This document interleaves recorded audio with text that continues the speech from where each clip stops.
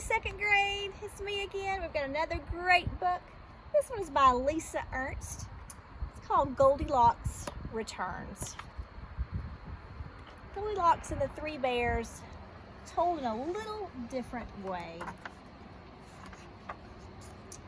As a child, she was known as Goldilocks, and she was very naughty indeed, and her favorite hobby was snooping in houses where no one was at home until, of course, all that dreadful trouble with these bears. Then Goldilocks grew up, and the older she got, the worse she felt about her horrid behavior. She shortened her name and pinned up her curls so no one would recognize her. Goldie opened a shop to help people protect themselves against snoops. But no matter how she tried to leave her life of crime behind, it haunted her day and night. Goldie had nightmares about bears. She cried at the mere sight of a teddy bear, and her customers even began to look like bears. "I can't take it any longer," she sobbed at last. "It's time I set things right." Early one morning, Goldie loaded up her truck, and she turned her shop sign to closed and zoomed off toward the deep, dark woods. And at that very moment, the three bears whom she had scared out of their wits years before were sitting down to breakfast. They were Papa Bear, Mama Bear, and their son, who, though not a baby, for some 50 years now, still went by the name Baby Bear. Due to the fright brought on by Goldilocks, he still had a wee little voice. Their breakfast, as usual, was porridge. And as he had been every day since any of them could remember, it was much too hot for him to eat. "Grab your hats," Papa Bear sighed, and the three unsuspecting bears left for their daily walk. No sooner had the bears left that Goldie screeched to a stop in front of their cozy cottage. "It hasn't changed a bit," she gasped, strapping her tool belt on, and Goldie walked to the door and knocked. A smile crept across her face as she realized the bears again were not at home. Goldie walked right in. "I'll fix that," she said, chuckling, and with a drill in one hand and a screwdriver in the other, Goldie swung into action. Moments later, the bears' doors was laden with the finest in locking hardware, padlock, double bolt, and a secret anti-snoop lock she used in only the most serious cases. "Won't they be delighted?" she crooned. Next, Goldie headed for the kitchen. There sat the three bowls of porridge. "Ish," she said. "It's that same goop as before." Goldie emptied the bowls in the sink, and they won't have to eat this nasty tasting stuff anymore. And she set out on her special, fat-free, rutabaga breakfast bars and cans of tart and tasty celery juice. Goldie stocked their cabinets with enough breakfast bars and celery juice to last for months. And while she was at it, she threw away any food she thought was unhealthy and she didn't like herself. "Now to spruce up this place a little bit," Goldie announced, pulling out 3 bolts of pom-pom fringe and her staple gun. The results were stunning. Feeling better already, Goldie burst into the living room. "Egad," she cried when she saw what Baby Bear had made from the pieces of his broken chair. "Nothing a little hot glue can't fix." She whipped out her glue gun, and in no time the rocking horse was a chair again. "Good as new," Goldie said. "No better. Now to fix those other ghastly chairs."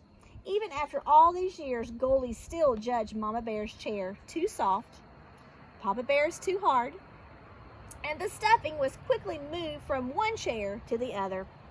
Goldie hung hoity-toity drapes, scattered pillows, and covered all the furniture with shiny plastic covers.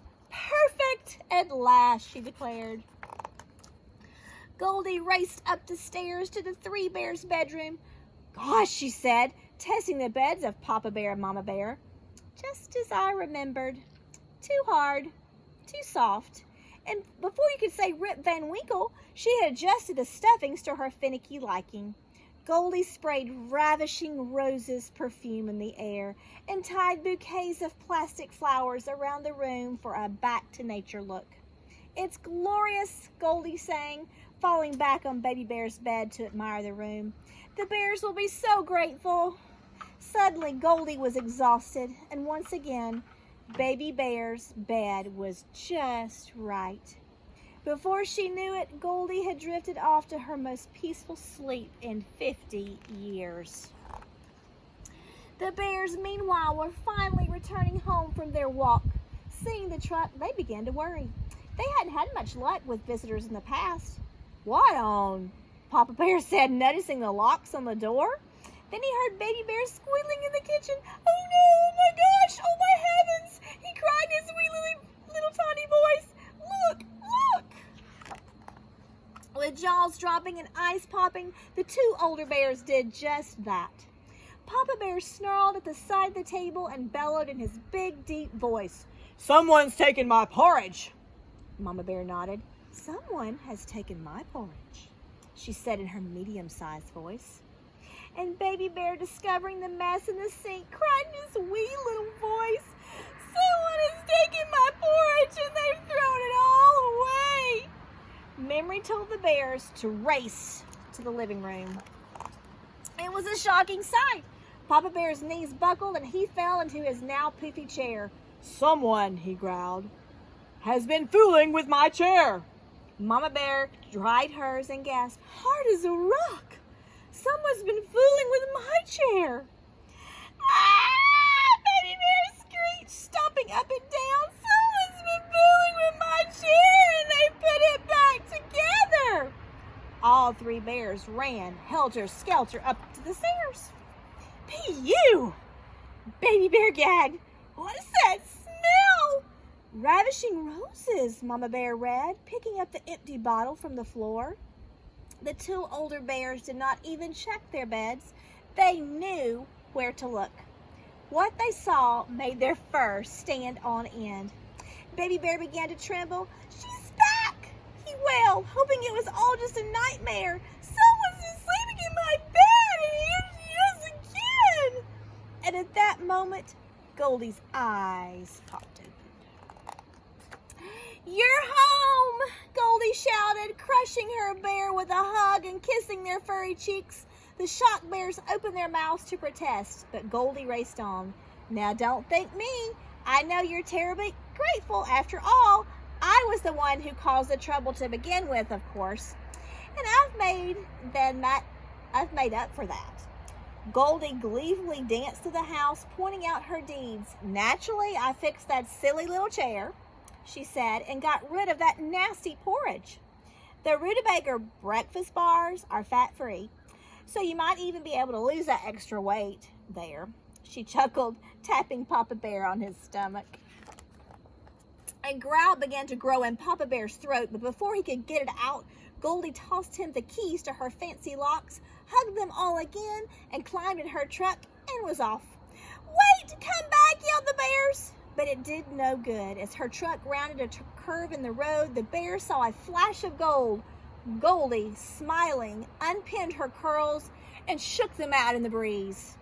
The dazed bears slowly turned back to their cottage, and they moved awkwardly about their fancy-smancy house.